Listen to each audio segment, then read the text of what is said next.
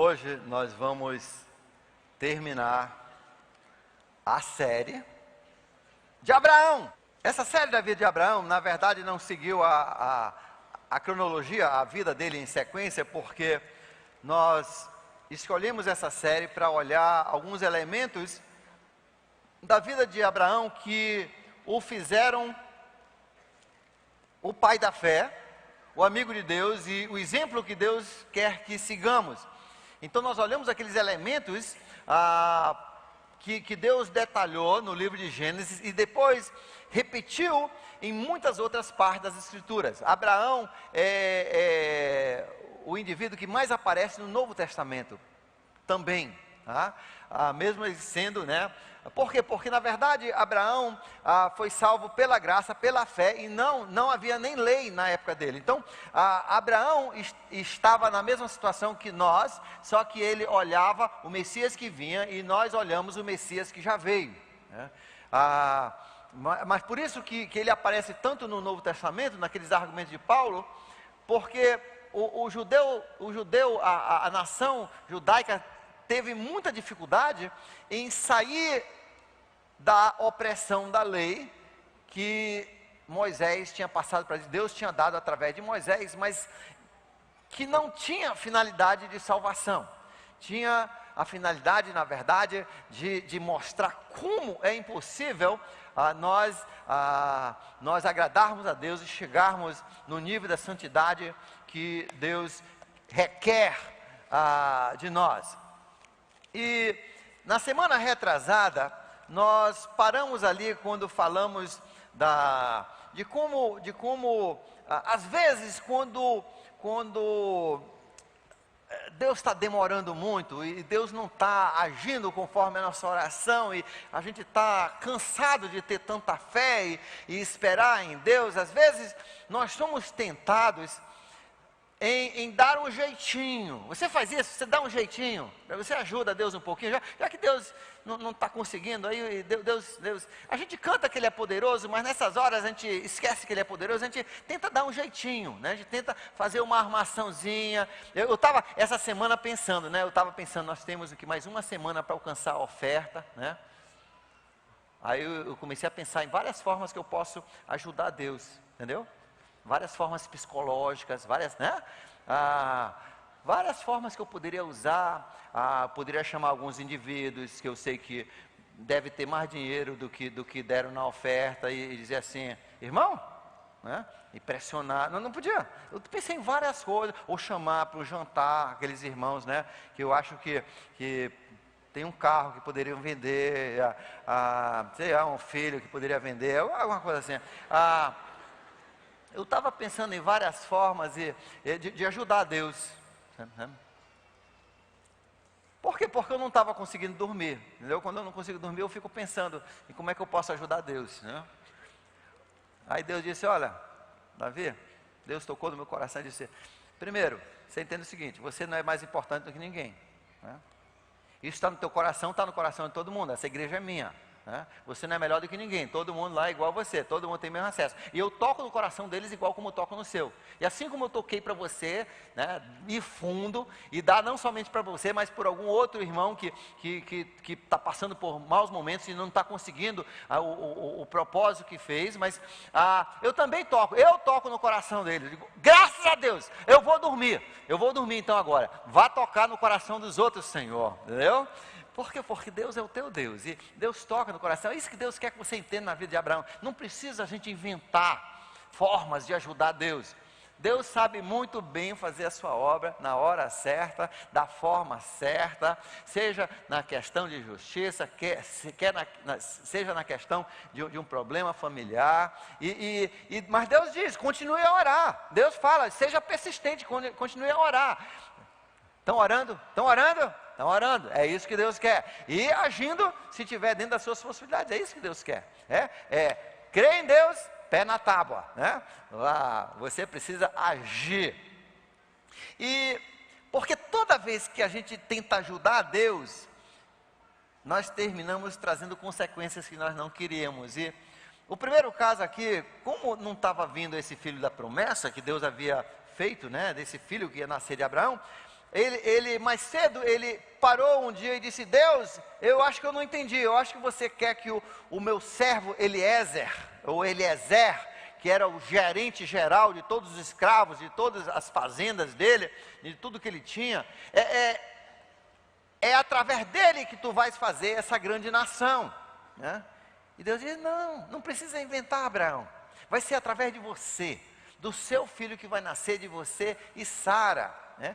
Aí ele acalmou um pouco, mas aí foi a vez da Sara. A Sara começou a perder a fé. Isso é bom saber que mesmo nós sendo pessoas de fé, você é de fé?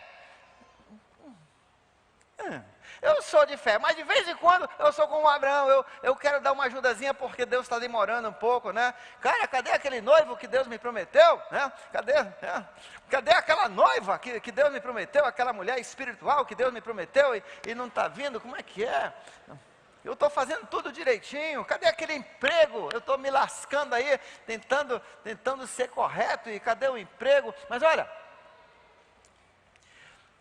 Sara titubeou na sua fé, e aí ela inventou barriga de aluguel. Gênesis é o livro dos inícios, né? Então, barriga de aluguel começou em Gênesis também, né? E ela inventou um negócio de barriga de aluguel, e alugou a Agar. Como ela era dona, não pagou, foi nada. E Agar teve o filho Ismael. Ismael significa o quê? O que significa Ismael? Esse nome? Deus ouve. Tudo que tem Isma no hebraico ouve. Samuel, Deus ouviu, né? Ismael, Deus ouviu. Então, ela gerou esse filho Ismael. Mas Deus disse: não é através dele, não é através dele. E por causa disso, por causa dessa ajudazinha que Sara deu a Deus, porque Deus não é bastante poderoso para resolver as promessas que Ele faz, isso criou um problema que até hoje, toda vez que você vê uma bomba, toda vez que você vê uma ameaça, toda vez que você vê um foguete sair dos países árabes contra Israel, aí você pode dizer: a bendita Sara, lá vai a Sara mais uma vez, está aí a Sara, mais uma bomba dela. Por quê? Porque de Ismael, Deus também abençoou e disse: você também vai ser uma grande nação. E ele se tornou o pai dos árabes. E os árabes, você sabe que são os maiores inimigos de Israel. Graças a quem? A mãe da fé, né? Que quis dar uma ajudazinha. E quando eu tento dar uma ajudazinha para Deus, nós vamos nos atrapalhar. Nós vamos trazer consequências que nós não queríamos. Bem, em seguida, vem a parte no capítulo 17, onde Deus instaura, ele começa uma prática entre os judeus que continua até hoje, que é a prática da circuncisão. Circuncisão não é muito comum no Brasil, apenas quando existe assim um problema no pênis de uma criança, e às vezes é chamado de postectomia ou peritomia, onde é feito aquela pelezinha, quando a criança nasce, se for macho, né, ele tem o pinto dele lá, o pênis dele, e tem aquela pelezinha que passa por cima da glande da cabeça do pênis, né, e cobre, e tem várias funções aquilo ali, inclusive de proteger durante a gestação, proteger o pênis do garoto. E aquela pelezinha, na verdade, ela vem colada. Muitas pessoas não sabem, mas aquela pele é quase como se fosse assim uma mistura de derme, né, da nossa pele normal, e uma mucosa. E ela tem umas células especiais, inclusive, elas colam ali, e conforme o menino vai crescendo, ela vai soltando, para que haja a retração, né, do pênis, e funcione normal quando ele chegar, quando chegar à puberdade, ele vai ter essa capacidade de gerar, de procriar. Mas Deus mandou Abraão, ele disse, eu quero que você faça a circuncisão, que você corte, primeiro começar com você vai cortar o seu, né? E você vai cortar de todo mundo, da sua, né, todos os seus escravos, todos os seus servos, todo mundo. Ismael foi no meio também, e você vai fazer isso a partir de agora. Quando o menino nascer com 8 dias de nascido, você vai fazer a circuncisão. Cientistas descobriram que no 8º dia, interessante que Deus disse no 8º dia, isso Jesus fez, Jesus foi circuncidado no 8º dia, e descobriram que no 8º dia é um dia que existe um pico no menino da imunidade. Olha só como Deus decretou o dia certo, é o dia menos provável de causar infecção naquela cirurgia um pouco delicada. E aí você pergunta, mas por que Deus fez um negócio desse? Deus não foi Deus que criou o menino com prepúcio, o macho com prepúcio, e agora ele manda tirar o prepúcio? Por quê? E eu quero, nessa primeira parte, discutir alguns motivos que eu acho que Deus trouxe esse sinal, que até hoje os judeus praticam, muitos muçulmanos também praticam a circuncisão. Na Alemanha, alguns anos atrás, 2 ou 3 anos atrás, o Congresso tentou, através da influência de alguns médicos, e de um caso de um garoto que inflamou, deu uns problemas, tentaram proibir, e foi uma confusão geral, porque aí você mexeu com os judeus de toda a terra e uma grande percentagem, a maior percentagem dos árabes também, né, dos muçulmanos. E por que Deus instalou aquela prática entre os judeus? E deixa eu dar primeiro. Eu acho que tudo que Deus faz, ele tem muitos motivos. Primeiro vamos falar do motivo físico. Por que Deus fez aquilo fisicamente? Por que ele tirou o prepúcio? Lembre-se que quando Deus criou o mundo, não tinha bactéria, não tinha nocivas, não tinha vírus que trouxesse doenças, e não havia o mal. Mas com o advento do pecado e a proliferação do pecado, então veio tudo que tem de mal, de ruim, de câncer, tudo que nós conhecemos de ruim, é produto da deterioração humana por causa do pecado.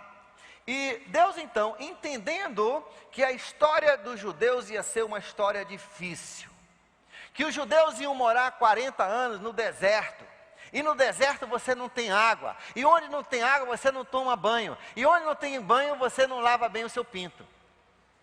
Entendeu? Deus entendeu que ali ia ser um motivo de muita infecção, de muita doença. Aquele tecido por dentro da dobra, ele é muito sensível à bactéria. Inclusive, a bactéria ali pode causar até câncer peniano. E também descobriram que grande parte do câncer do colo cervical, né, câncer cervical nas mulheres, é causado por bactéria que originou ali no prepúcio. Então Deus, entendendo que Israel ia passar por 40 anos no deserto, ele criou uma receita que ia proteger mais os judeus, e ia proteger também mais as judias. E não somente isso, se descobriu que quando se tira, até hoje isso é um fato conhecido pela ciência, que quando se faz a circuncisão, a probabilidade de uma doença sexualmente transmitida de você pegar uma doença sexualmente transmitida, diminui em quase 70%, inclusive HIV, né? Então Deus, por muitos motivos físicos, ele disse, e tudo isso devido a um tipo de célula que é muito suscetível à doença que tem na dobra inferior ali do prepúcio. E então Deus passou isso aí porque Deus sabia que além dos 40 anos no deserto, os judeus iam ser perseguidos. A história dos judeus é uma história de perseguição. E quando você está sendo perseguido, quando você está sendo caçado por um homem como Hitler, a última coisa que você se preocupa é com a sua higiene.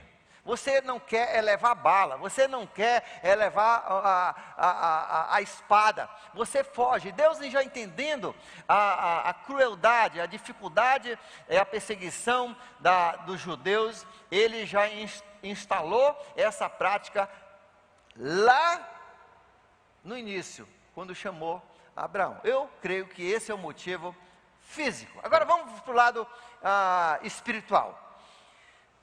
Não existe uma coisa que os homens gostem mais do que o seu pênis. É ou não é, homens? Não é? Quantos homens gostam do seu pênis? Você gosta do seu pênis? Tem homem que parece que não gosta. Isso é um problema. Quando o homem não gosta do pênis, tem uns que fazem a cirurgia, mas geralmente não se considera mais homem, né? Os homens estão com medo de levantar a mão. Você acha que Deus não vê isso, não? Ele não vê que você tem gente, fica... Você gosta ou não gosta do seu pinto? Gosta ou não gosta do seu pinto? Quantas mulheres também gostam do pinto do seu marido? Entendeu? É para gostar. A Bíblia diz que é para gostar, ora.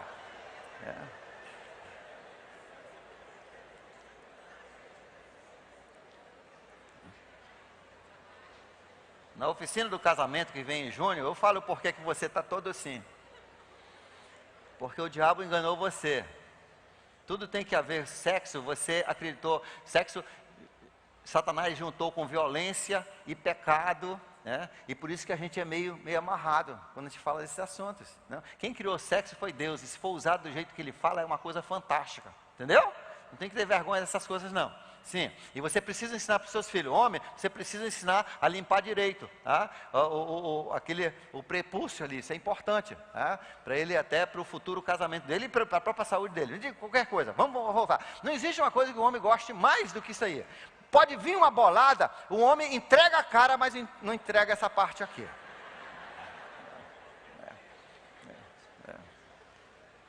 Então, Deus entendendo que essa parte é muito especial para o homem, Deus disse, eu vou marcar os homens, de uma forma que eles sempre lembrem que eles pertencem a mim, eles são meus.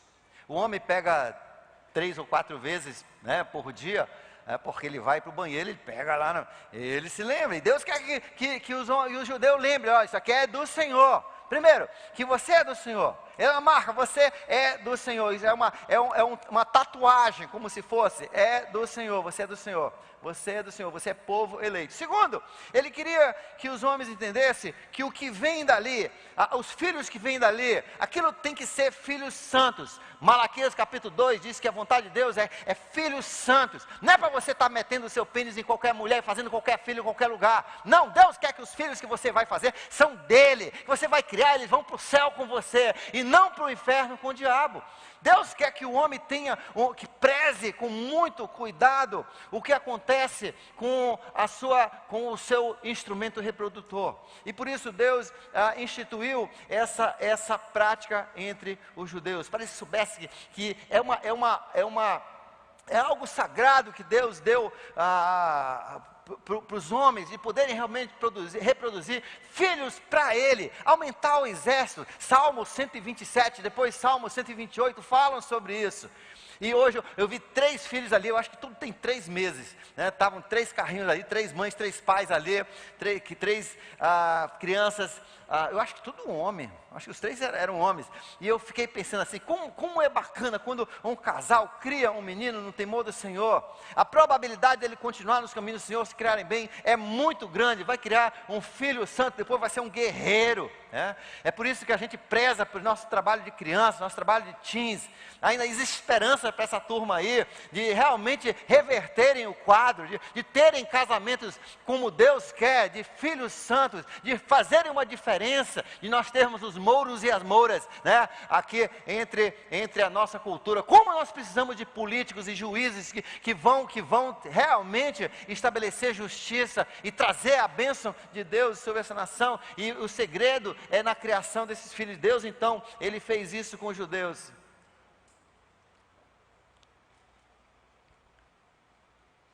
Qual é o seu sinal que você pertence a Deus? Você tem um sinal? Você tem algum lembrete que toda vez que você vê aquele lembrete, você diz, eu sou do Senhor? Quantos tem alguma coisa que você quando olha aquilo ali, você se lembra, eu sou do Senhor? Algumas pessoas têm um crucifixo, né? De preferência sem o Jesus pendurado, porque Jesus ressuscitou, a cruz não pode ter ninguém, né?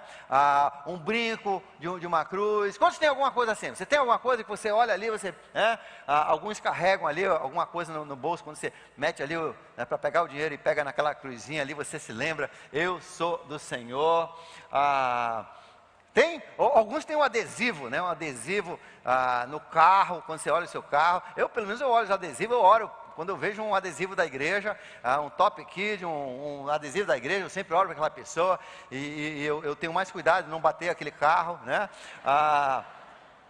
O que você tem que diz para você? Você tem uma camisa que diz 100% Jesus? Esse aqui tem, olha, Jesus, né? Agora eu não entendi, foi o número 7. É só o número do seu time, né? Você é o 7, você é o 7º discípulo, apóstolo. E o time é de Jesus. Olha só, gostei. Quantos estão com a camisa de Jesus? Tem uns que são assim mais reservados, eles botam só uma camisa da NIB, né? Mas já vale. De qualquer forma, qual é o sinal? Como é que as pessoas dizem assim, essa pessoa é do Senhor? Bem, Deus quer que você tenha um sinal.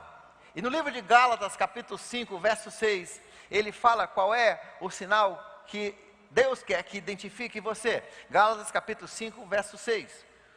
Ele diz ali naquela passagem de 5 a 8, ele diz assim, gente, apóstolo Paulo escrevendo, Deus escrevendo através da mão do apóstolo Paulo, ele diz assim, gente, não é circuncisão, não é incircuncisão que vale, não é essa cirurgia do pênis que vale. O que Deus quer, Ele quer a circuncisão do coração, Ele quer que o seu coração seja de Deus.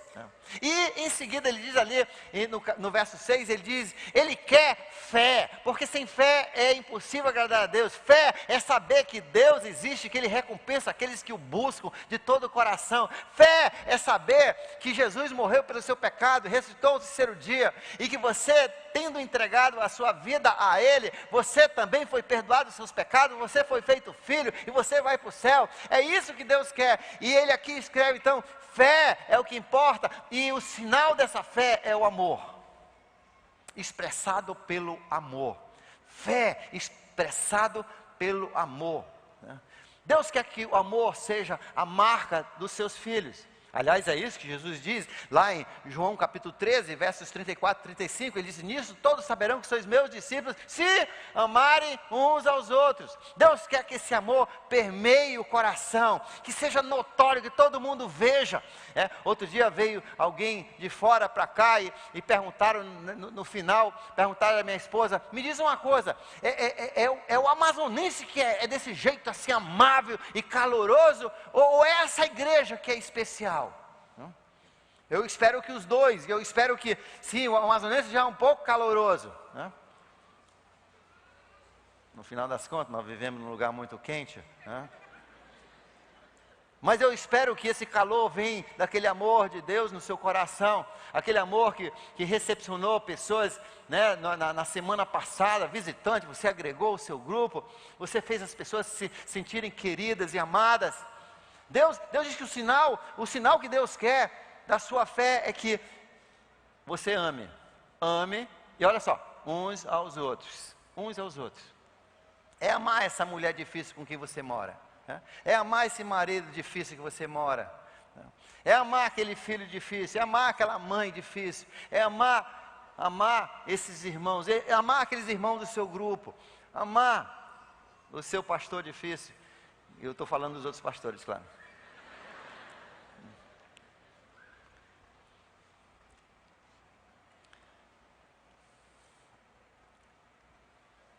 E deixa eu só abrir, eu vou abrir um parênteses, porque para você que gosta de estudar a Bíblia é bem interessante.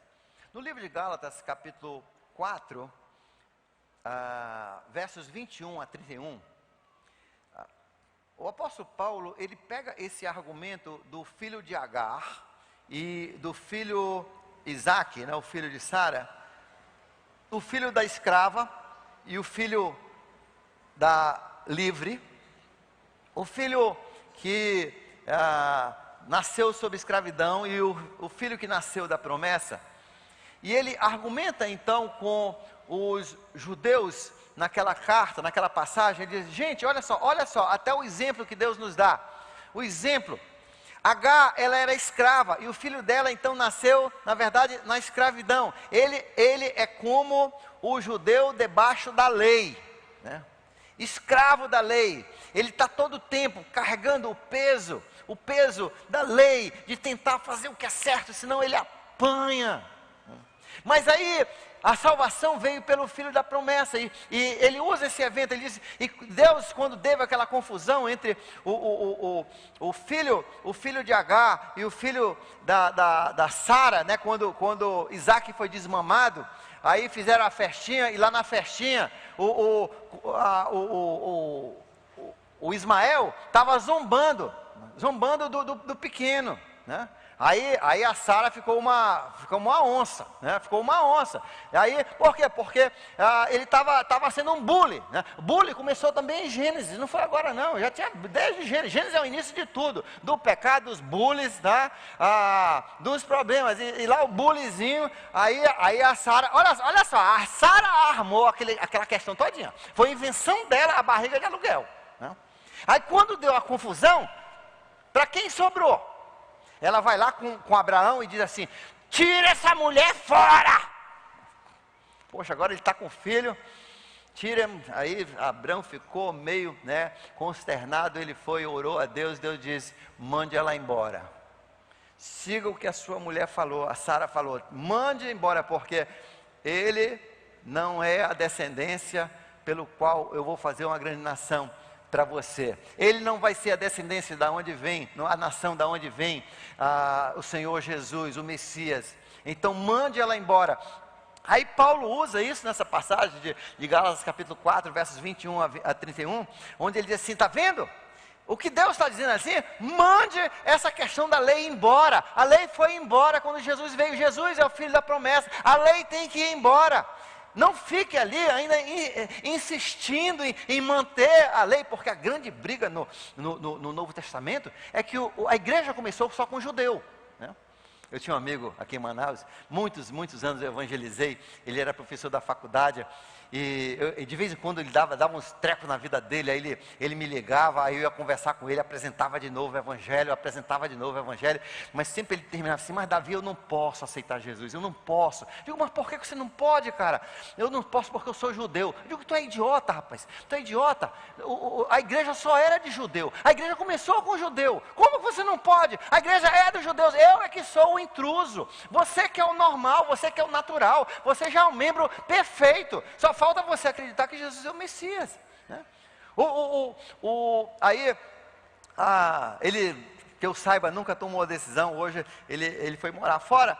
Mas no Novo Testamento tinha esse mesmo problema, porque os primeiros crentes eram todos judeus, e eles achavam que quando a pessoa aceitasse Cristo, tinha que ser batizado, tinha que fazer um com Deus e tinha que fazer circuncisão. Estou só brincando com Deus, você sabe, né? Sério? Esse livro é tão antigo assim? Não, eles achavam que a pessoa tinha que ser batizada, conforme Jesus tinha mandado, os discípulos tinham mandado, mas tinha que fazer a circuncisão. Inclusive alguns apóstolos ficaram em cima do muro, mesmo Deus tendo revelado para Pedro. Ele ficou em cima do muro porque ele sabia que isso era um negócio muito forte entre os judeus. Aí Paulo, ele luta contra isso. Aliás, é por isso que ele morreu. O início de toda a confusão que levou ele ao tribunal do César foi justamente isso aí, essa questão que ele disse: você não precisa fazer circuncisão para ser salvo. A lei passou, mande a escrava embora com o filho dela. Agora Jesus veio. Em Romanos capítulo 10, verso 4 diz: Jesus é o fim da lei. Jesus é o filho da promessa. Mande a escrava embora com o filho dela. Nós não estamos mais debaixo da lei, nem Israel precisa estar mais debaixo da lei. Acabou a lei foi um tutor por um período. Agora veio a promessa, não precisamos mais da lei. Aí você pode estudar isso, você que gosta de estudar a Bíblia, e como nós estamos estudando essa parte de Gênesis, é um estudo bem legal que você faz em Gálatas capítulo 4, versos 21 a 31. Vamos continuar. Então, em seguida a circuncisão, então nós temos aquela visita, a visita dos 3 anjos, que na verdade um deles era o próprio Jesus. É uma teofania, uma epifania, Jesus vindo pré-encarnação, antes, né, num corpo espiritual, um corpo angelical, como aquele que apareceu também lá na fornalha, apareceu lá para Josué, aparece aqui para Abraão. E é interessante naquela conversa, depois dele falar de novo e repreendeu Sara, porque Sara tinha rido, né, quando ele disse que ela ia ter um filho, e Sara riu, e aí ele disse, por que ela riu? Ela disse, eu não ri. Ele riu sim. Como é que você acha que Deus não está sabendo o que está acontecendo nessa vida? É doido, é porque ela não sabia que era Deus, entendeu? Deus sabe tudo, Deus sabe tudo. E finalmente quando foram embora, é interessante que Deus nos revela o seu pensamento. Ele diz, será que eu devo esconder isso de Abraão? Porque tem coisas que Deus esconde da gente, porque Ele não quer que você se estresse, que você sofra com isso. Tem coisas que Deus não traz ao seu conhecimento. Agora, tem filhos de Deus que eles acham que é a obrigação deles falarem tudo que sabem, para estressar a vida de todo mundo. Não tem? Chama-se fuxiqueiro. Mas Deus não, Deus às vezes ele pega e deixa passar uma coisa, porque você não vai fazer diferença. Então, por que Ele vai te incomodar com isso? Ele resolve. Mas nesse caso ele diz assim, eu vou revelar para Abraão. Por quê? Porque Ló, o sobrinho dele, que ele amava muito, está lá. Eu vou revelar para ele que eu vou destruir Sodoma e Gomorra. Aí tem aquela argumentação, eu gosto dessa argumentação, onde Abraão começa, mas Deus, se tiver 100 justos, você destruir a cidade? Aí Deus diz, não, se tiver 100 justos, eu não vou destruir a cidade. Mas Abraão já sabia que 100 não tinha não, né? Só pelos comentários que ele tinha ouvido isso, ele já sabia que 100 não tinha não, mas ele começou alto para poder negociar, né? Aí ele diz assim, 50, né? Aí 40, aí 30, é uma das pechinchas mais longas da história, e ele vem, e sabe o que é legal? Que Deus deixa ele pechinchar, não é legal? Porque tem algumas vezes na Bíblia que Deus diz, acabou, papo encerrado. Mas nessa ele discute, sabe por quê? Porque Abraão é amigo de Deus, entendeu? Essa é a diferença, essa é a vantagem de ser uma pessoa de fé, de poder ter esse título, essa honra, esse privilégio de ser amigo de Deus, como nós vamos falar no final, como ele se tornou um amigo de Deus, e ele deixou ele discutir, e chegou até 10, e Deus diz assim, olha, se tiver 10 justos, eu não destruo Sodoma e Gomorra. Mas não tinha 10. Bem, por que Sodoma e Gomorra? Por que Deus permitiu isso? Porque ele vai aparecer de novo no final da Bíblia, né? Essas coisas que aparecem em Gênesis, elas aparecem de novo no final da Bíblia. O paraíso que se perdeu aparece de novo no encerramento. A Bíblia, ela é muito completa, né? O que começa em Gênesis termina em Apocalipse. Então nessa questão de Sodoma e Gomorra, veja só, isso é importante porque Jesus, quando ele estava falando do momento que ele ia voltar para destruir o mundo, destruir o pecado, destruir Satanás, destruir tudo isso, esse mal que tem no mundo, ele marcou 2 grandes sinais. No livro de Lucas, capítulo 17, versos 26 a 29, Deus disse, os 2 grandes sinais seriam como nos dias de Noé. O mundo estaria como nos dias de Noé, comendo, negociando, comprando, vendendo. Mas quando você lê lá como é que eram os dias de Noé, no livro de Gênesis, por que Deus destruiu o mundo? É porque os homens pegavam quantas mulheres quisessem. Sexo para todo lado, não tinha mais regulamentação nisso, não tinha mais vergonha. Era uma sacanagem só, o mundo todo era só um mundo imoral. E é isso que nós chegamos hoje. É por isso que é importante você saber disso. Hoje, quase nenhum país, exceto alguns países muçulmanos, tem lei contra adultério, tem lei contra promiscuidade, tem lei, e por isso que você vê homem que faz filho para cá, deixa para lá, pega essa, pega aquela, deixa a filha por toda parte, e cria todo esse rebu que nós temos. Aquilo que antigamente era impróprio para 18, hoje, lá na telinha tem 12 anos, 14 anos, né? Hoje o nosso mundo virou um mundo imoral. Tudo, você vai comprar leite, tem que ter uma mulher pelada pelo meio, tudo é sexo, aonde você pega um jornal, você pega uma revista, qualquer programa de televisão, qualquer propaganda, o mundo virou, está igual ou pior do que os dias de Noé, e Deus disse, é o sinal da vinda dele, é um sinal que a época está certa. Segundo, nessa mesma passagem ele diz, como nos dias de Ló,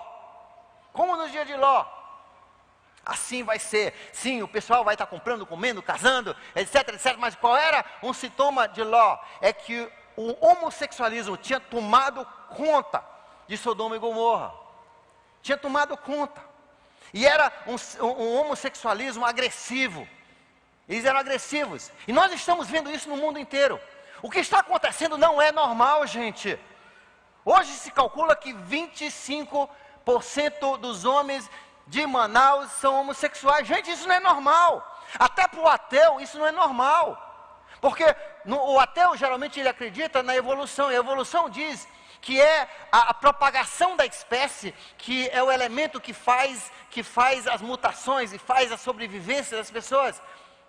O homossexualismo, ele vai tirar a espécie, vai acabar com a espécie. Então, até pela teoria, onde não existe Deus, está errado. Ela vai terminar na destruição da humanidade. E pelo cristianismo, pior ainda, porque a Bíblia diz que isso aí não é o plano de Deus. Ele fez o sexo para ser entre um homem e uma mulher. Mas hoje nessa agressividade, hoje você pode ser preso por falar mal. Você pode, se você fizer um comentário, eles podem te fechar. Isso é no mundo inteiro está acontecendo. É uma briga por esse direito, às vezes, de falar o que a Bíblia diz. Vai chegar um momento que eles podem proibir até a Bíblia, porque a Bíblia fala contra isso, contra a imoralidade heterossexual e homossexual. Mas sabe, algumas igrejas têm escolhido isso para ser o motivo de luta e de guerra deles. Mas eu decidi, uns 2 anos atrás, quando eu entendi, gente, vai ser daqui para pior, não vai melhorar, bote isso na cabeça, não vai melhorar, vai piorar. Agarre o seu menino, ensine, bota ele nos adolescentes, bota ele no jovem, bota ele no kids, ajuda, você tem que acompanhar, homem, o maior problema, inclusive ontem eu estava falando para os jovens, aliás, sexta-feira, que olha, tem muita mentira, você não acredita a mentira que está sendo propagada pela mídia e até nos livros de educação. Estão ensinando o homossexualismo nas nossas crianças, para as nossas crianças, na alfabetização, gente. Mas sabe por quê? O que me preocupa com isso, sim, você pai, mãe, você tem que ter um cuidado, e o maior fator, 90%, olha só, eu estava lendo estatística mundial, 90% dos homens que entram para esse lado, é porque o pai estava ausente, criado só com mãe. Então, papai, isso é um motivo de você esquecer aquela outra mulher que você está fantasiando lá naquela empresa, e agora mesmo você vai largar ela, hoje à noite você vai sacrificar ela no altar do seu filho, entendeu? O seu filho é que vai valer a pena, e não mais um orgasmo. Você vai acabar com isso, você vai tirar ela da sua cabeça. Isso vai destruir a sua vida, vai destruir o seu filho, e você talvez vá para o céu, mas ele não, você entendeu? Porque esse caminho é um caminho muito largo. Outra coisa, por exemplo, eu também nessa pesquisa, eu fiz uma pesquisa, me pesquisei muito para essa conversa que eu tive com os jovens. Eu descobri que sim, entre os psicólogos e cientistas, primeiro, não existe um caso de prova científica de que existe alguma genética, que homossexualismo é genético. Não é. É contexto e é criação. Agora, as pessoas não ensinam isso. Inclusive, se um psicólogo brasileiro, pela Associação de Psicologia, se um homossexual chegar e disser assim, olha, eu não quero ser, eu não gosto disso, eu não quero ser isso aí, eu quero que você me ajude. Eles são proibidos de ajudar a sair do homossexualismo. Mas o fato é, deixa eu dizer os fatos. Deixa eu dizer o que é pesquisa. É porque a gente tem que pesquisar, senão a gente não descobre nunca isso. Em 90% tem muitos casos onde os homens saíram do homossexualismo e se tornaram heterossexuais. E 90% deles, adivinham o que aconteceu? Conversão numa igreja evangélica. Jesus tem poder sim de transformar e colocar você na linha reta. Gente, mas o que me preocupa, eu já decidi, minha luta não vai ser contra essa onda que está tomando o mundo. Sim, eu vou lutar pela preservação dos nossos teens, das nossas crianças, dos nossos jovens. E isso é uma guerra, você não imagina como é a guerra. É uma guerra que tem que ser, às vezes, travada sem ninguém saber. Mas eu entendi que tudo isso é apenas sinal de que Jesus está para chegar. E que a nossa ênfase como igreja é ganhar o maior número de pessoas possível. Nós estamos na liminar, nós estamos a qualquer segundo da vinda de Jesus. E nós precisamos então concentrar nossos esforços em ganhar mais pessoas para Cristo, mais pessoas para Cristo, mais pessoas para Cristo. Porque quando Jesus voltar, acabou a salvação. Acabou a salvação, pelo menos para os gentios. Então, que você leve isso em consideração nas suas decisões, nas suas orações, nos seus ministérios. Nós temos um grande trabalho a fazer antes da vinda do Senhor. Bem, Sara morreu. E quando Sara morre, nós temos um outro princípio que aparece na vida de Abraão e aparece 2 vezes.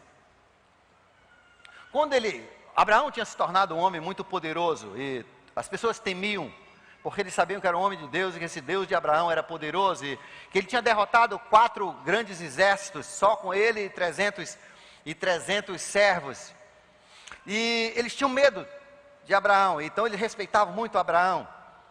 Mas quando Sara morreu, ele quis achar um lugar para fazer um cemitério, para enterrá-la e depois um dia ele ser enterrado ali do lado dela e o Isaac depois e os outros descendentes. Ele queria um cemitério para a família.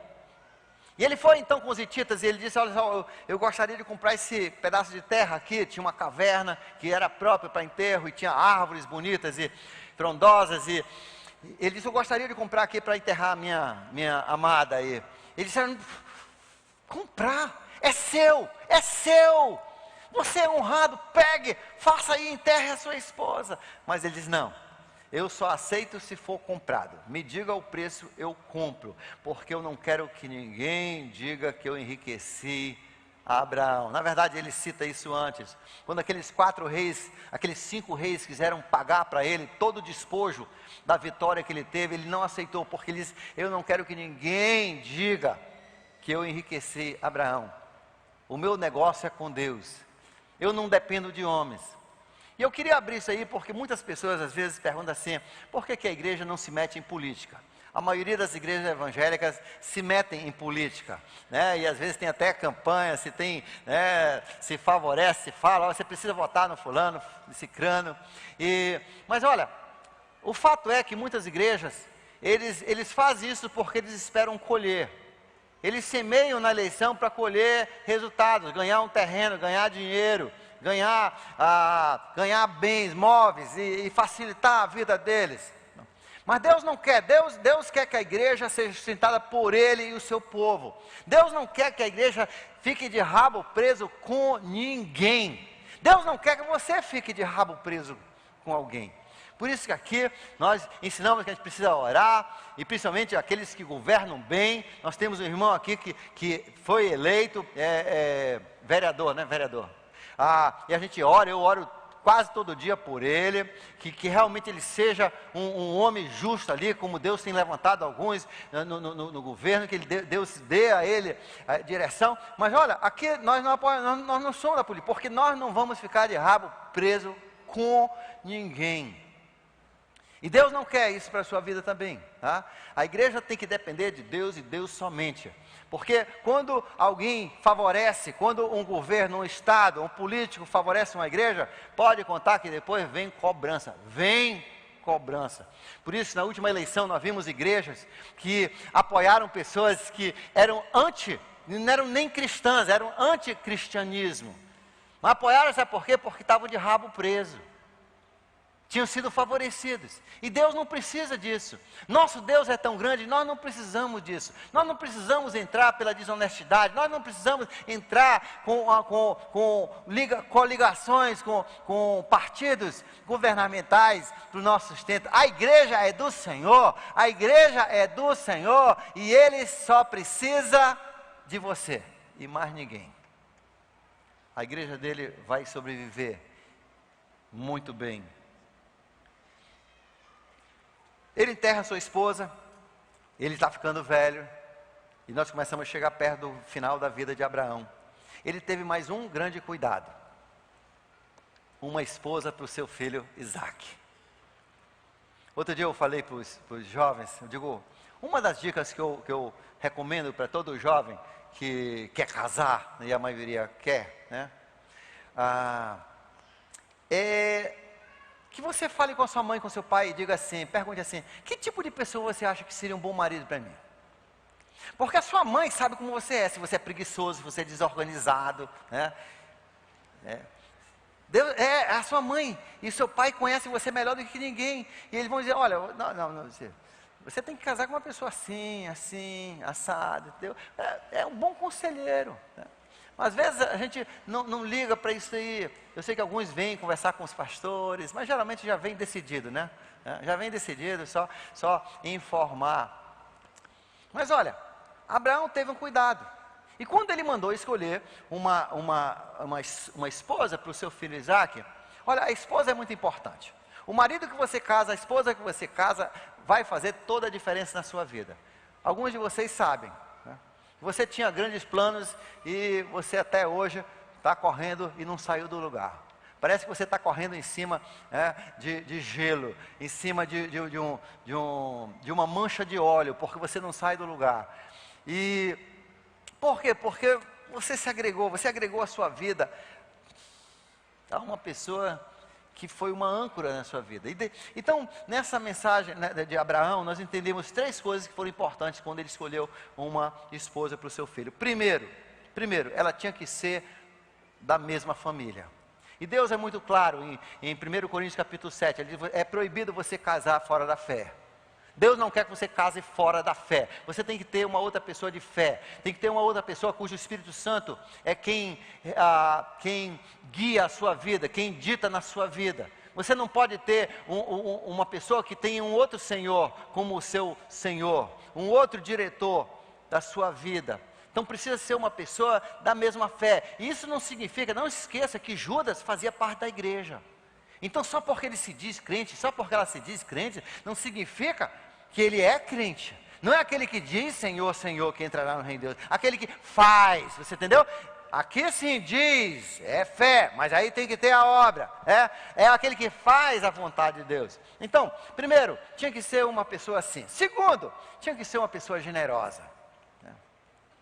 Uma das coisas que eu vou estar falando no próximo encontro de casais é sobre generosidade. Eu ando pesquisando, né, para os nossos encontros de casais, para ter algumas novidades. E você já viu aquele casal que quando estavam namorando, eram apaixonados, e 30 anos depois ainda são apaixonados? Você já viu uma pessoa assim? Muito pouco. Isso é uma raridade, isso é uma aberração, isso é bizarro, isso não é normal. É apenas 7% dos casais são assim, né? Não são assim, isso não é normal, tá? Então, graças a Deus, que eu já estava me sentindo culpado, porque apenas de 7 a 12% consegue continuar. Daqui deve ter uns 3 gatos pingados que ainda continuam desse jeito, né? Depois que a gente casa, parece que aquilo vai embora, geralmente um ano acaba aquele surto de dopamina. Mas existem 5 coisas que eu luto sempre, né? Eu obviamente não sou daquele primeiro tipo, né? Deus não deixou eu ser desse primeiro tipo, porque Deus sabia que as pessoas que eu ia pastorear a maioria não se iriam também, e como é que eu ia ajudar? Eu não entendo. Uma vez a minha mulher foi, a minha esposa foi perguntar de uma amiga assim, disse, mas você é uma pessoa bem mais velha, e falou assim, mas eu preciso de uma orientação. Como é que você faz quando você sente isso? Aí a pessoa, eu nunca senti isso. Deus não, eu já senti tudo, eu sinto o que os homens passam, e Deus, então é uma coisa que você trabalha em tem 5 fatores, não perca, tá? Não perca nem a oficina do casamento, nem a próxima palestra, que num dos 2 eu vou dar isso aí, eu não vou dizer em qual, tem que assistir todos os capítulos da novela, mas o primeiro fator é generosidade. O homem que é generoso com seu tempo, com sua atenção, com seu carinho, a mulher que é generosa com seu tempo, seu dinheiro, sua força, tudo que tem, as pessoas generosas, isso aí é o ingrediente, o elemento número 1, para se manter aquela dopamina, aquela paixão. Sim, e voltando então, aqui para a nossa escolha de uma mulher, aqui no final foi quem? Quem foi que Isaac casou? Isaac casou com Rebeca. Rebeca foi escolhida. E primeiro, ela era da família. Segundo, ela era uma pessoa generosa. E terceira coisa, ele escolheu uma pessoa que seguisse com o marido, né? Seguisse com o marido. Porque assim, as mulheres, ela tem uma opção. Você tem uma opção. Deus não obriga nenhuma mulher a casar. Deus permite que você seja solteira, dono do seu nariz, e você não dê contas a ninguém, né? Leve a sua empresa, leve para frente. Agora, se você casar e você é mulher cristã, aí você se complicou.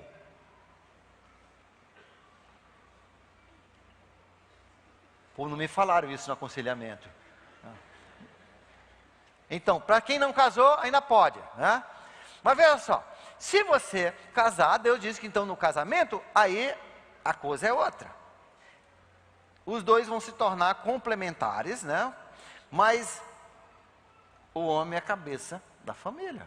A mulher vai dar o apoio, a mulher vai ser aquele apoio. A mulher, Deus deu uma cabeça para ela poder ver melhor do que o homem, para poder dar os pitacos. É tipo o presidente. O presidente tem que ter pessoa dando pitaco em tudo, vendo, observando, vendo como é que vão as coisas.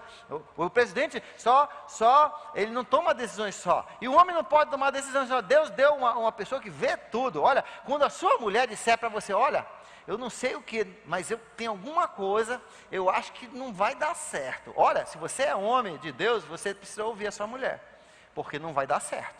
Deus dá para a mulher um 6º sentido, né? Deus dá, e existem motivos por isso, né? Mas nós não vamos explicar isso, né? Cientificamente, emocionalmente, psicologicamente, existe uma base para isso. Então Deus, mas se você vai seguir, tem que ser assim. Então olha só, deixa eu falar para os jovens. Se a sua namorada, você já está noivo, aí ela disser, você dá um pitaco na cerimônia do casamento. Você diz, mas eu queria, não seria bom a gente fazer? Olha, quem manda aqui nesse casamento, na cerimônia, sou eu. Desde pequena que eu tenho, eu e a mamãe nós vamos mandar. Ó, corra. Essa mulher vai ser a tua desgraça, entendeu?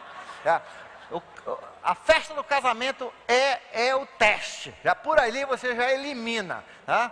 Já elimina. Corra, fuja, porque essa aí vai ser uma âncora, né? E você vai se afogar, né? A água se funda demais.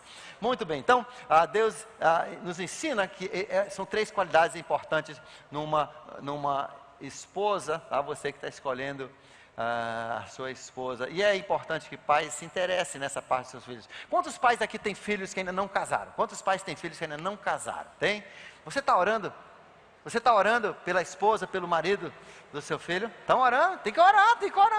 Minha mãe começou, quando a gente nasceu, ela começou a orar. Olha só o que Deus me deu. Está vendo? Agora, a mãe dela não orava. Olha só o que ela ganhou.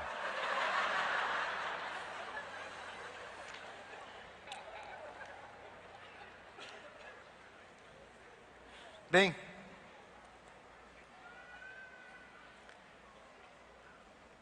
eu quero encerrar hoje com uma escritura de Tiago, capítulo 2. Como eu falei, Abraão, ele aparece em quase todas as epístolas. Tiago, capítulo 2, verso 23. Diz assim: e cumpriu-se assim a escritura, que diz: Abraão creu em Deus, e isso foi-lhe creditado como justiça, e ele foi chamado amigo de Deus. Agora aparece uma frase importante. Quando você consegue ser uma pessoa de fé, um homem, uma mulher de fé, que confia no Senhor e sabe que Ele é poderoso, e você faz o que Ele manda. Jesus disse: se você me ama, você me obedece. João capítulo 14, verso 15, depois verso 21, depois 23. Se você me ama, você vai me obedecer, você vai ter minhas ordens, meus mandamentos, você vai obedecer. É isso. Então, nós aprendemos que fé é sim crer em Deus, mas fazer o que Ele manda aí. É o pé na estrada, é ação, é o fruto disso. Não se esqueça que o maior fruto é o amor. Ele quer que você ame os seus irmãos, que você ame as pessoas. E deixa eu abrir um parênteses: amor não é passar a mão em cima, não, na cabeça. A Bíblia diz que quem não disciplina e repreende os seus filhos, consente com a morte e detesta o seu filho. Tem vezes que você abraça, tem vezes que você dá palmada. Às vezes você elogia, às vezes você dá um berro. Mas você instrui, você ensina o caminho. É o amor como o amor de Deus, que nos disciplina porque Ele é um Pai que nos ama. Esse é o amor quando Ele fala de amor. Segundo, nós aprendemos que sempre Deus recompensa aqueles que confiam nele. Às vezes demora mais, às vezes demora menos. Às vezes o relógio de Deus é diferente do nosso, geralmente é no meu caso. Mas Deus recompensa aqueles que o buscam com toda sinceridade. Terceiro, nós aprendemos que nossa fé vai ser provada. Por isso nós passamos por momentos difíceis, porque Deus está provando para ver se nossa fé realmente é pelo que Ele faz por nós, ou se é pelo que Ele é, nosso Deus. E Ele vai provar, para ver qual é a motivação do nosso coração. Mas finalmente, o que eu acho legal nesse versículo é que quem consegue ser uma pessoa de fé, se torna amigo de Jesus. Jesus diz: agora que vocês me seguem, são os meus discípulos, eu não chamo mais vocês de servos, eu chamo vocês de amigos, porque eu revelei o que eu vou fazer.